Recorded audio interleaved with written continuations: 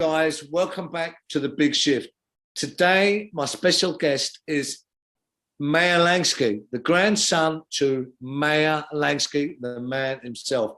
These guys, Charles Lucky Luciano, Benjamin Bugsy Siegel, they engineered the modern day mafia. Now, there's a big film just released in the US called Lansky, and we're going to be talking to the grandson of Meyer Lansky now, to go right and through the myths to what the man was actually like. Coming next.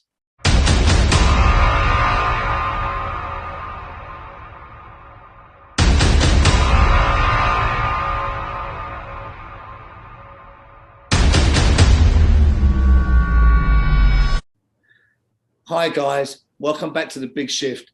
My next guest today is the grandson of Meyer Lansky. Before we get into that, I've just got to say thank you for everyone going into www.stephengillen.com. We're going to come soon with our new business Mastry series. You know, our aim is to inspire and really elevate a lot of you guys out there and support you on your own journey. But now let's get right into the raw content. Meyer Lansky is a iconic organized crime figure. The film Lansky was just released in the US on the 25th. We're going to play a little bit of this unbelievable trailer now, guys.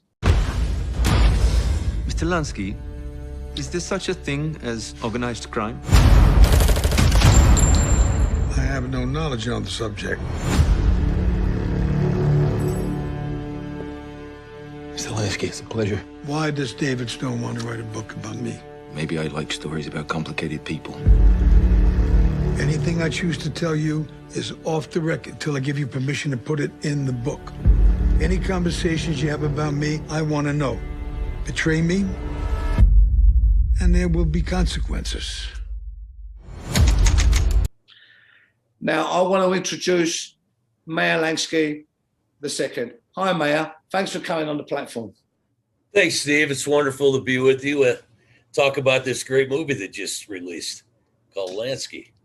This is interesting. So, you know, I mean, I get a picture now where they come up as children, even that thing that Charles Luciano had with your father. So they come up together. Now, he had his own gang, didn't he? So it would have been more Italian.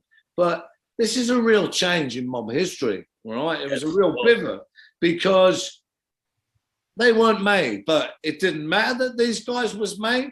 Was there some people who was made under Charles Luciano, or was they made, or was no one made? There was a collection of guys that just had a kind of a hierarchy. How was it? Well, you know, the tradition, when my grandfather and Luciano got together and they worked together on this also, they actually invented the American Mafia is what they did.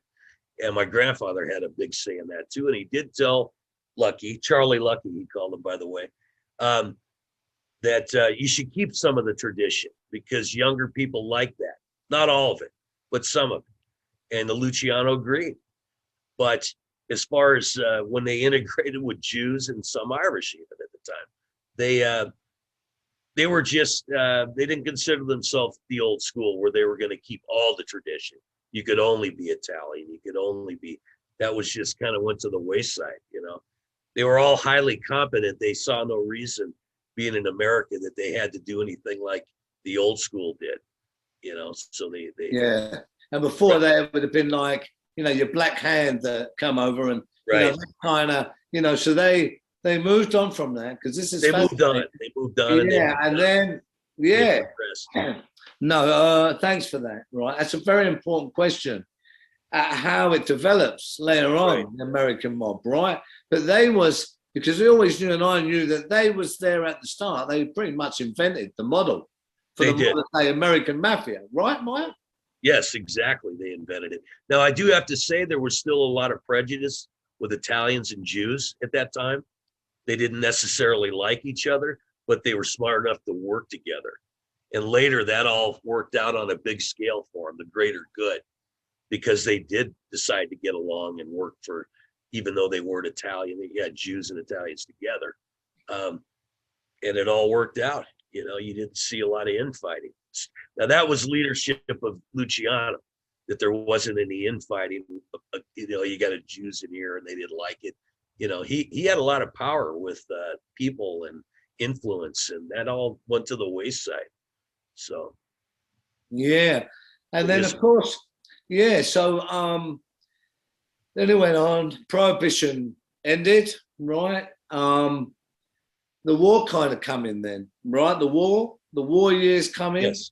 Tell us a bit of how we transitioned through that and what that period was like before we go a bit further.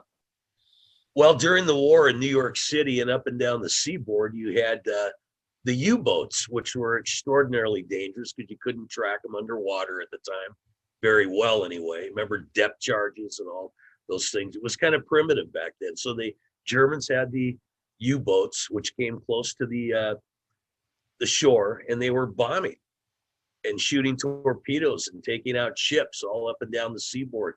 They were infiltrating into the city itself, and they had, they looked like normal workers. So the government needed some help. They didn't know what to do. They couldn't, they knew down on the docks that things were happening on the docks, but who controlled the docks at the time? Lucky Luciano, the mob. They went down, they tried to talk to them for some help, and nobody talked to them. So they went to my grandfather basically, and they said, "Hey, can you help us? Can you help us with the war efforts?" Now they were these guys were very patriotic because they were in the United States and they made a lot of money and they loved America, right? So my grandfather says, "Yes, but I do want you to get Lucky Luciano closer into New York City and he was way up by Canada in Dannemora prison, and he wanted to be moved closer." So they did that for him. They had meetings together secretly, of course, on what to do. And basically what they did was, when they had roll call on the docks and they didn't know who somebody was, they would just turn them into the police a lot of times. And also they controlled the union. So they had spies, undercover people that were bartenders and waiters in the hotels and restaurants.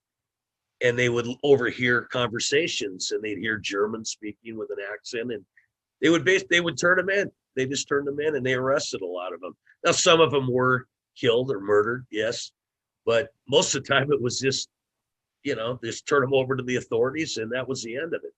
And the bombing stopped, Yeah, and of course, famously, Lucky Luciano, he was given parole, and he was letting out early because of his help in the war effort, especially with, over in Sicily even. Yes, they sent him back. Yes. Yes, this is very historic. So we get over that period now, the war, and now we're into the rebuilding after the war. It's a different place. So, if we go, we go next to 1946, the meeting at 1946 at the Hotel National, right?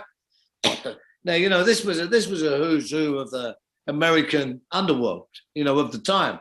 Some right. Very telling names here. Joe Bonanno, Joe Adonis, Vito Genovese, Tommy Lucchese, Albert Anastasia. So there's three that go on that take up three of the five that would be the later of the five New York family names. So this is, again, it's another development in the American Mafia. So right. What did he say about this meeting? Because they got together. What was they talking about? Because there was big changes here, right? Well, yes, Prohibition was over. They had a problem with violence that they had to solve. They had to get a control of their, law enforcement arm, basically, because people were just doing things randomly, and the public was outraged by it. So they talked about that. They talked about territory. Prohibition was over. Gambling was back.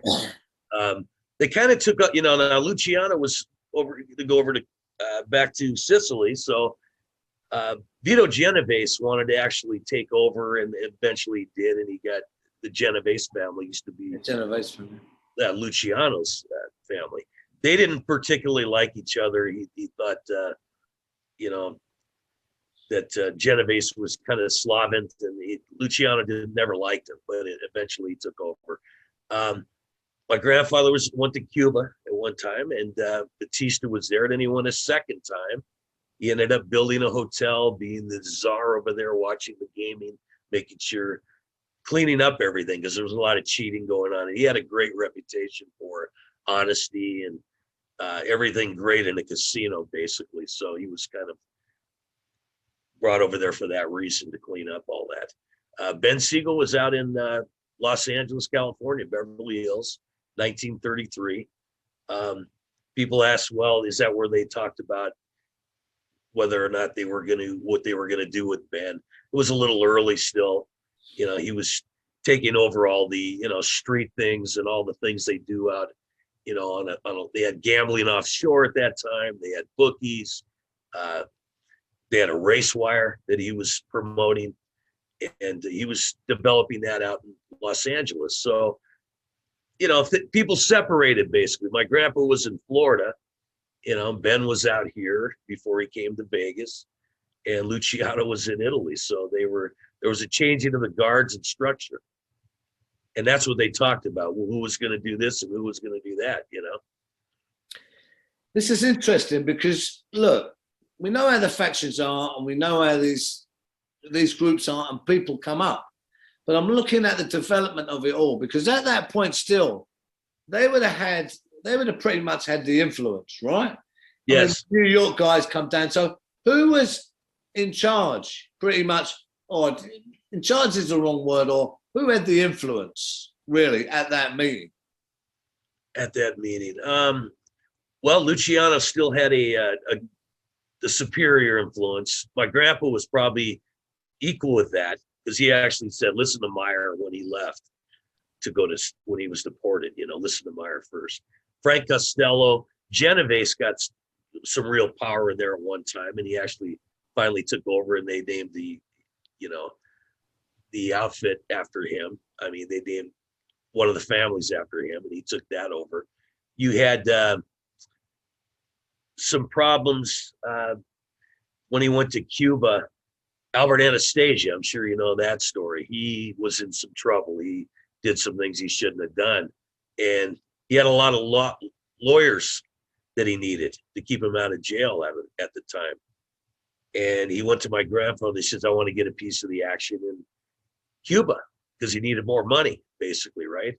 So my grandpa didn't argue with him. And he said, here, we're going to give you this and this and this. He was smart, even though, because he was a dangerous man to begin with, even though, my grandpa was who he was.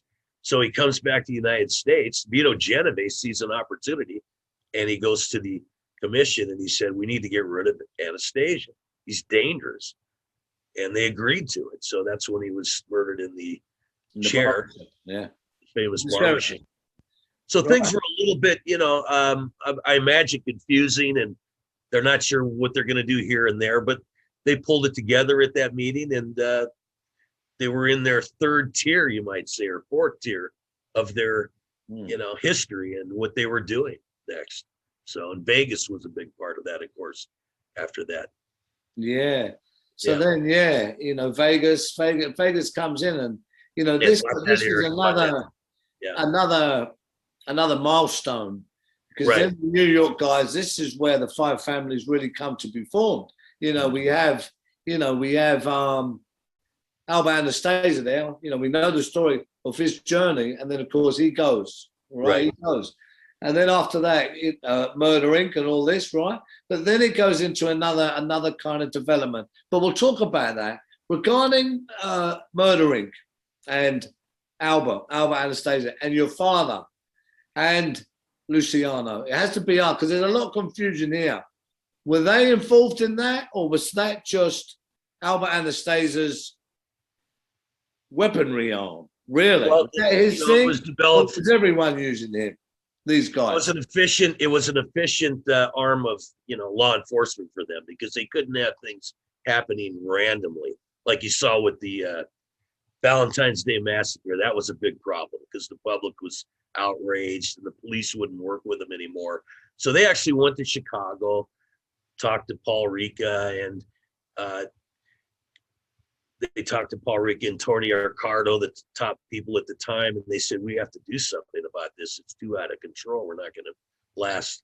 So they put together Murder Inc., which is, they actually used a lot of Jewish gunmen at that. They ran it out of a candy store in Brooklyn that stayed open all night called Midnight Roses Candy Store.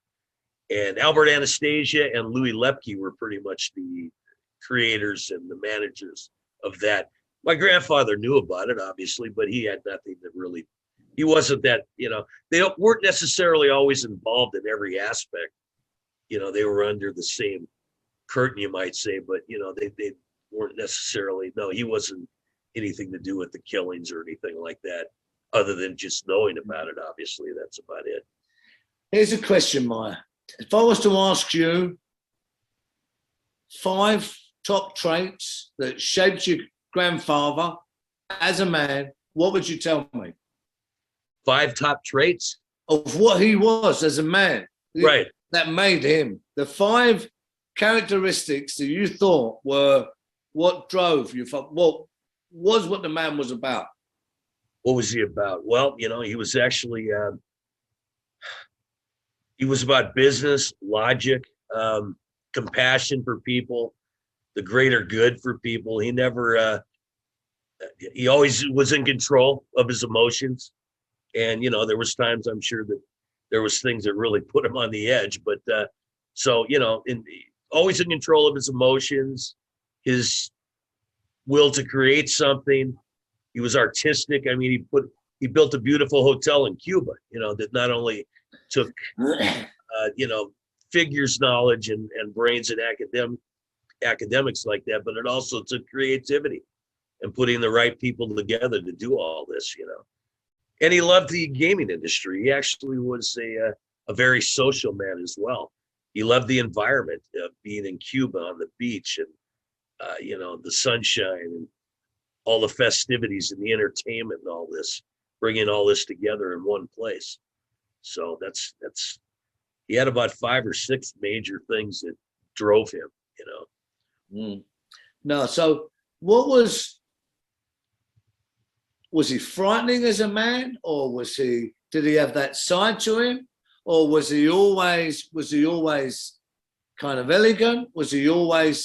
He seems very elegant, but in a thinking way. Certainly Yes. not flamboyant, right? Which is the best way to be, by the way.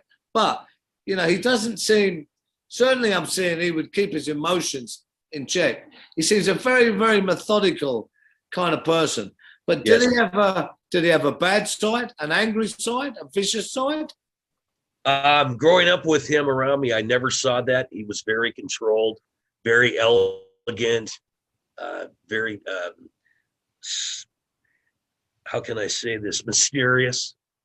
You would be around him and you'd talk to him, but you always knew there was something behind him and you couldn't put your finger on it. And people found that obscure in some ways. He was very particular about everything. Growing up as a young man, he'd come to visit me and we'd go to dinner. And the first things I learned was the etiquette. It was like you've watched Downton Abbey, obviously, almost being around Mr. Crawley. This fork goes here, this goes on your lap. Very particular about that, especially with me. He was teaching me these things at a young age, So how do I say, it was almost in some ways a little uncomfortable. It was a little too much for me anyway, at that point. So I get that, but it's come from the right place. It's not like you're on the spot all the time. Yeah, no, this is what it is to have, Yeah, right. influential figure like that, and you're the little boy who's really the focus, right? So, what were some of the really most special things that you learned from him? Really, he must have taught you many things, Meyer. But give us a few that you think are the most important. I asked him about, there was a couple things I wanted to do in my early 20s. And, he just looked at me and he says, just be honest, do a good job for people. If you're going to do a service for people, do a good service. Be prompt, be fair, fairness, all that. Don't, and at one point he said, it's not all about money, family and friends and, enjoying life is just as important. It's not just the chase after how much money you can make, you know. That's so wise. And yeah, we get there and we learn that. Here's another question about money. Here's a question about money, because of course there was the big thing about, he's the mob's bookkeeper. God knows how much he scribbled away, and he was in charge of all of it. They built this thing. The figure, I think, was 300 million. Right. But then when he died, as clever as I know that he was, I think it was $57,000. I mean, what was the thing about that? What can you tell us about that? I have my own thoughts about it, but yeah. What can you tell us about that? The truth? I think that it was overblown by the media. There might have been quite a bit of money, I don't know, maybe relative to that in the past, you know, that would be equivalent today or when he passed away in the 80s. But you got to realize, too, these people weren't really great savers. You know, they weren't known for investing money in Wall Street and having bank accounts and, you know, interest where they could be tracked. A lot of the money was in cash. So you have to see that. So it was in Switzerland in a box at one time, I'm sure. He spent 20 years on lawyers. My uncle, who had cerebral palsy, he had a lot of expenses.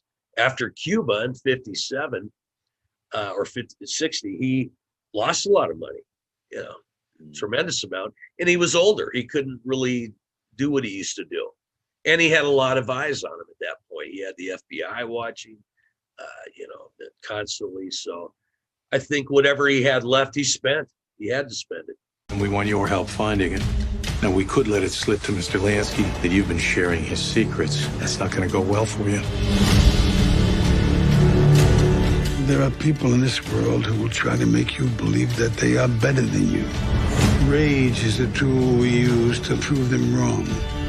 I don't question the choices I make. We've got a paper trail of laundered money going in and out of Geneva. When you lose your character, you lose everything. Remember that. Never let your emotions dictate your actions. There's some wonderful parts in the film where about your uncle, you know, about his son with cerebral palsy. Do you want to tell us a little bit about that, how that was growing up for you as a family? Well, personally, I would always stay with my Uncle Buddy. He was a phone operator at the hotel, Hawaiian Isle Hotel in Miami Beach. And he lived right next door, and he had somebody helping him every day because, you know, in those days, you didn't have a lot of compliance for, you know, people that were compromised. So he had a man that would come in, dress him, wheel him in, and he'd do his 8 hours on the phone. And he, like I say, lived next door in this beautiful resort hotel. My grandpa would come over daily, see how he's doing. And Buddy was the kind of guy, he drew a lot of people in. He had a lot of friends, an avid reader. Loved to talk about sports. He was a big, he was a gambler. He liked to gamble. So, you know, and he had people come to him all the time, you know, taking his bets and doing this and that. But fun-loving guy, nice person, you know, really enjoyed him. Great personality. That was Buddy, you know.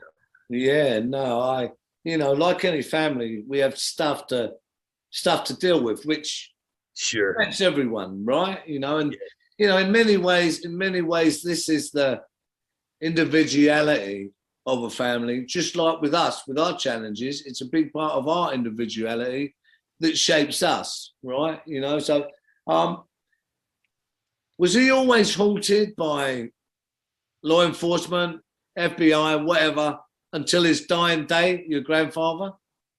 They were always around. He was always compliant with them, though. He never, you know, he really never, he didn't really bother. My grandfather was the kind of person, now he did, you know, he had ulcers. He had heart trouble in his 60s. So he internalized a lot. He didn't express his anger. If, you know, I'm sure it bothered him in some capacity, but, you know, and that took a toll on his health, yes, especially as he got older.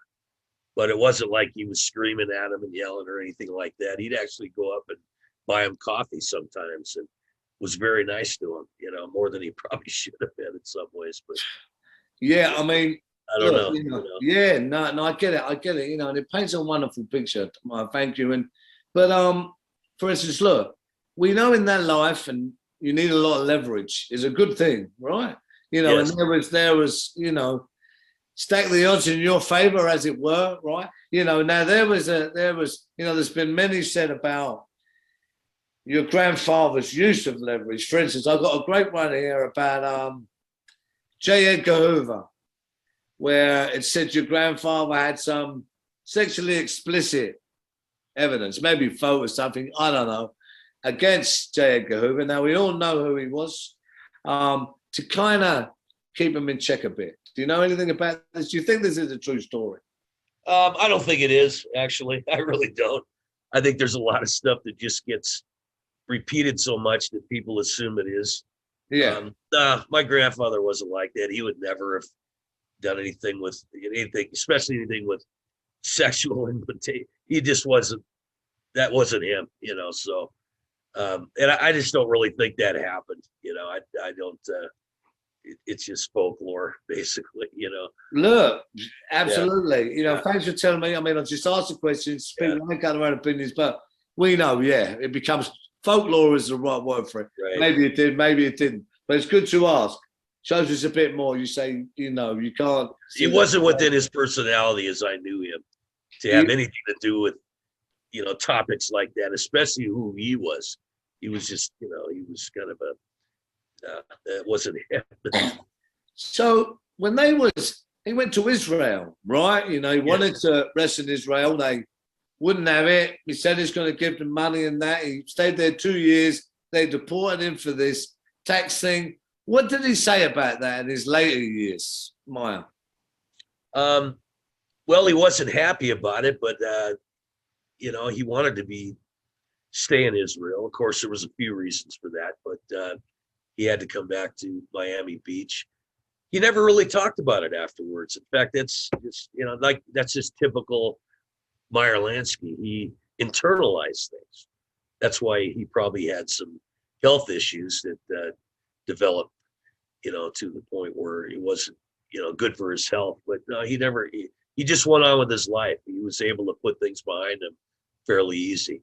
I guess that's what made him a great businessman, because there's a lot of emotion that you can't show when you're in business, basically. And that's just was part of his personality, So he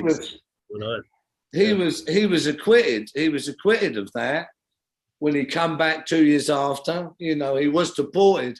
I mean, to me, it's a real testament to him of 50 years in the life that he lived. He never went to prison once. Never even got charged apart from that, which really, really says something about what kind of a man he was, about his intelligence, about his shrewdness to certainly be able to navigate a life like that with characters like that and pretty much come out unscathed, as it were. Not many do, Meyer. You know yourself.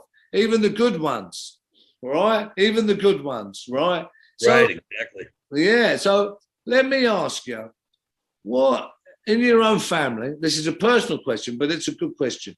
Within your own family, what do they think about his journey and his history and his legacy now? I mean, how do they talk about your grandfather now? What would people say? Well, my family doesn't really, I'm the only one that does anything with it, really. So they don't. The younger generation has no, they have no knowledge that much of what's going on with that type of history. It's just me, primarily, that I don't know I don't really talk to any other family about it. They enjoy it. If they hear about the movie or somebody that's related to me, obviously they're going to ask some questions, but they're not, they had no opinion. They didn't know him. So a lot of them, like I did and everything. So they just have, they think it's great. There's a movie out, I'll say that, with Harvey Keitel. And I'm sure. Exciting, right? Right. But, not really an opinion on him because they didn't know him. So, So here's a question. In his later years, knowing, because I've interviewed a lot of guys, that, and I talked to a lot of guys, a lot of really central guys about the more current, what happened with especially the New York Mafia as it moved on. Right. Loaded. It's certainly not what it was. But these are the transitions. What did he used to say to you about in his later years about how things was going and how the life was? Did he ever mention it? No, I never discussed anything to do with when I was about 22 years old, I was in, he knew around 16, I was starting to see who he was and what he was about. I knew nothing about the mafia really prior to that.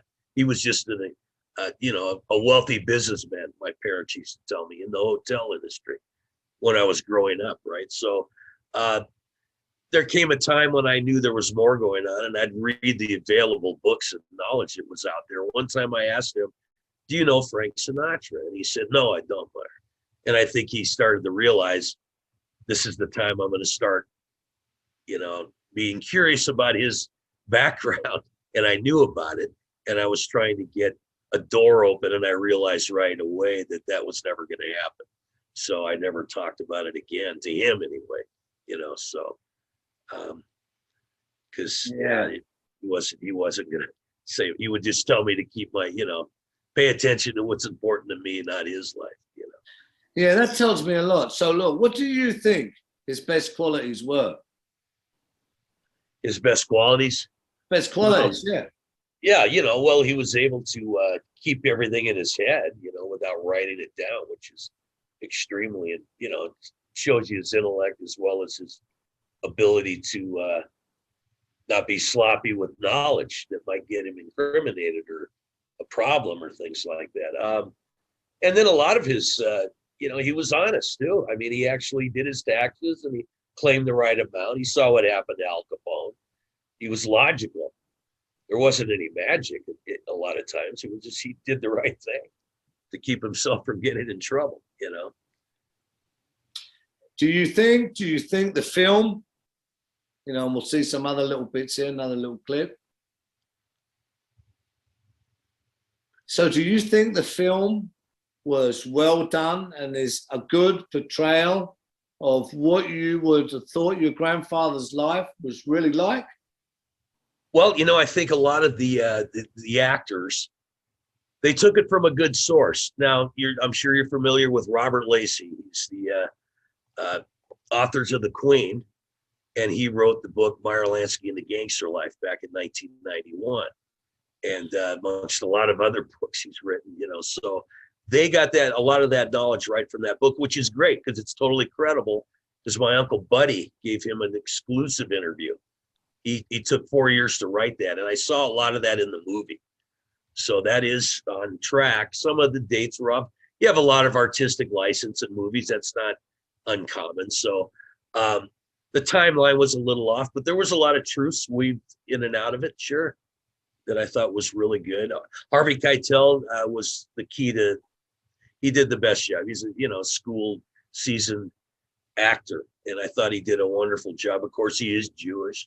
He was the age was appropriate, and he kind of looked like him, and he definitely dressed like him. So that was impressive. I really enjoyed that part, watching him play the part out throughout the movie. I have a few really dear Jewish friends, especially over there, and you have to hand it to them. They have certain good ways about them. They really do.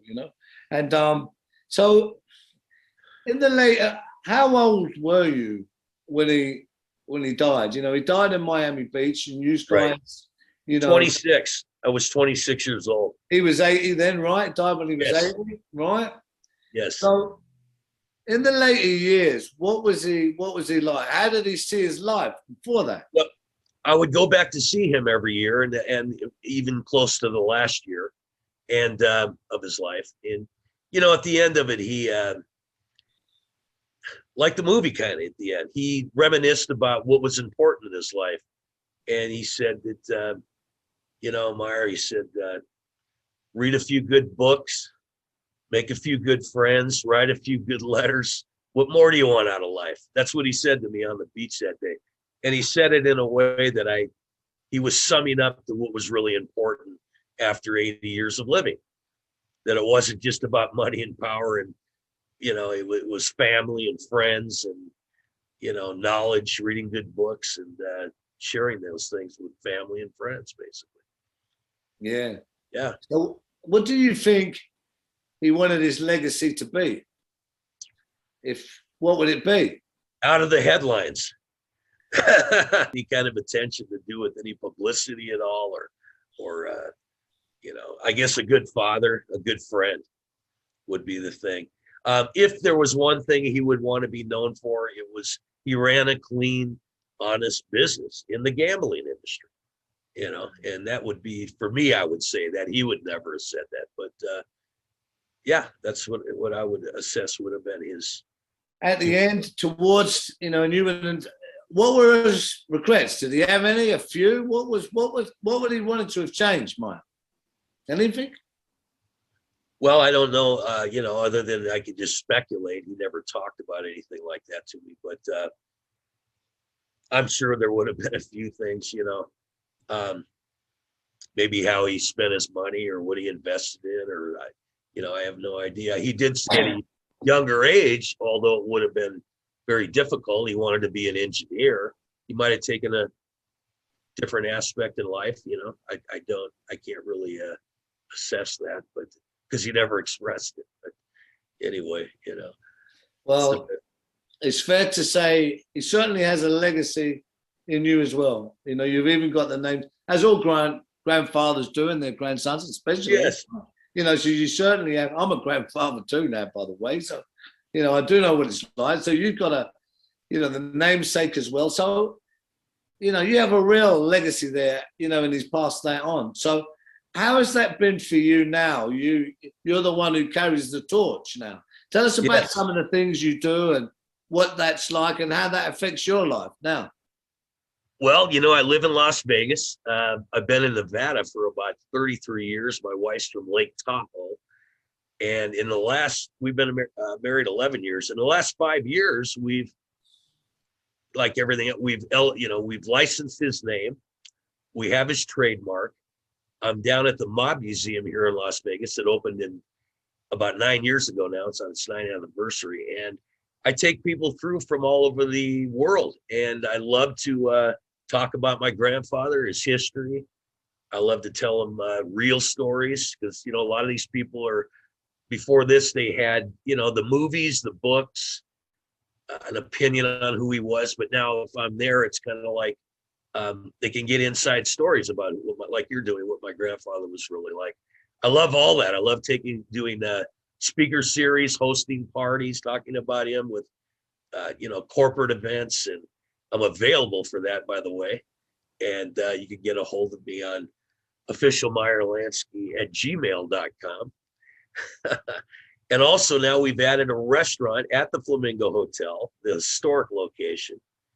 It's called Bugsy and Myers, which is a beautiful restaurant, steakhouse, kind of designed like an old school mid-century steakhouse in New York City that is a tribute to Bugsy Siegel and Meyer Lansky. So I bounce between both of those places and everything mob in Las Vegas. And I'm right here and I love every minute of it, to tell you the truth. So that's what I do. Thanks for that. And look, I have friends over there, as I said to you, we talk in Paradise Valley, not so far away, very dear friends. They're Jewish too, by the way. They're like our brothers and sisters, really. I won't say their name, right? But they are wonderful people. And so I'm going to be coming over there, right? And you're going to take me through the museum, right? Yes. And you're going to tell me some more stories. So look, as a last question, well, there's two questions, really. If your grandfather could change one thing, do you know what that would be? Change one thing in his life? Just one thing. Well, anything. Maybe not even in his life. But if he could change one thing that was really, really important to him or something he harped on about or whatever, what do you think it would be, Mike? Boy, that's a tough question. It's a good question, though, isn't it? I don't really know to tell you. I don't know. Maybe he changed 10 things. So you don't know? Well, I think he'd love to see what's going on today. So maybe if he could say he'd like to live 2 lifetimes, he could see how things are run today and compare it to what he did in the past. Okay. Yeah. All right. Here's the other one. And if he was here today, what do you think he would say about the film and Harvey Keitel's portrayal? What would he say about that?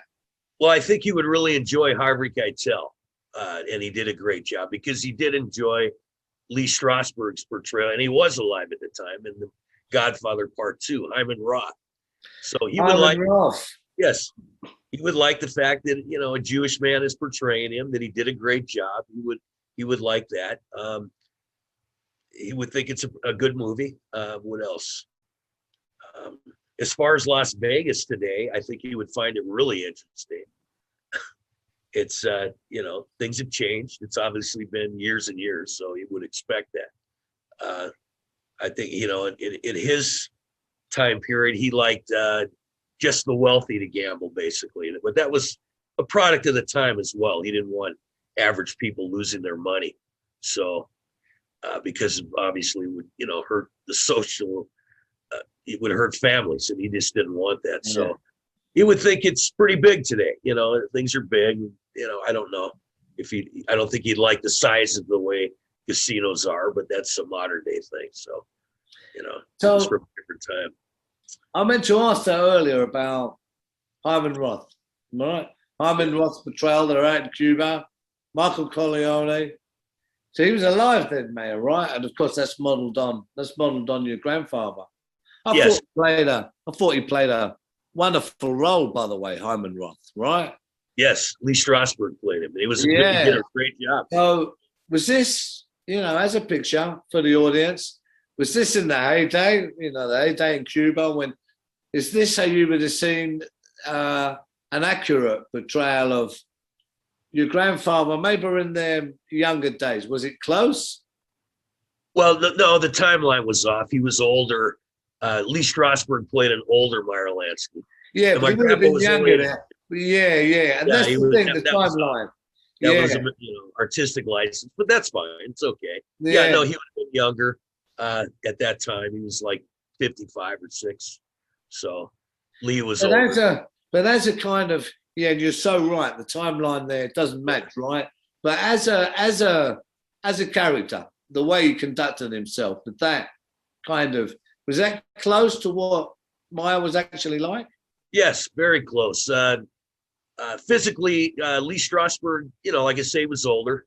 Grandpa was strong. He was younger, but yeah, he was very, you know, secluded. He didn't get out in the limelight or anything, even though he's built the hotel, you know, and he was right there. He didn't come out, you know, put himself in the forefront.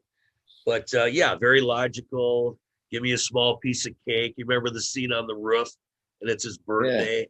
You know, he was always, you know, concerned about his health and what he was doing. Nice and soft-spoken, just like that. You know, just like you see. One more question, and this has come up, but I've always wondered this, and it's come in. And it was certainly one of my favorite all-time films that I thought, and we actually make films as well, so I have an idea, but I just loved it, was Once Upon a Time in America, right? Now, do you think, you know, the way they grew up there as kids on the street, do you think any of that was modeled on how Ben Siegel and all them guys was growing up on the Lower East Side back then? Do you think there was any kind of modeling was took from there? Oh, for the movie? For the movie, yeah. Yeah, no, I don't. You know, it's all kind of similar. You could say that maybe, yeah. Yeah. But I didn't see anything of the, you know, it's a little different. I think they made up their own, you know, that was basically it. They were watching crap games on the streets, and they were, you know, kind of unsophisticated, and they didn't really have, yeah, that's exactly how things were, I think, you know, pretty primitive in that day. But sure, yeah. When he was watching there was, you know, you take these ideas, and of course, you know, they bolt on other stuff as well in the narrative. But look, listen, Meyer, thanks today. It's been a wonderful interview to get an insight into what, through the myth, into what actually your grandfather was actually like as a man. Now, both of us have ascertained here, and I know a lot of people are going to watch this in that life or coming through that life or now out of that life to know that this was a very key, important part in mob history, where really created the model of the modern American Mafia, right? So yes, it is. Yeah, very important. You know, I was looking forward to this interview as well, just to see some of the gems, and you've certainly give us some of that. So thanks for coming on the platform. Well, thanks so much, Steve, and I'm looking forward to seeing it. What, a couple of weeks, or what do you think? Yeah, something like that's going to be. Okay, let me know. It'll be interesting. I can't wait to see it. Yes, and my wife will love it too. And yeah, so it's been wonderful. I'll see you when you come to Las Vegas. Absolutely. Okay. Meyer Lansky II, thanks again. Okay, thank you. Thanks for tuning in, guys, to a wonderful new segment of The Big Shift with Stephen Gillen. Make sure to subscribe, like, go into stephengillen.com and sign up for more wonderful content to expedite, help, and support you on your own personal journey of success.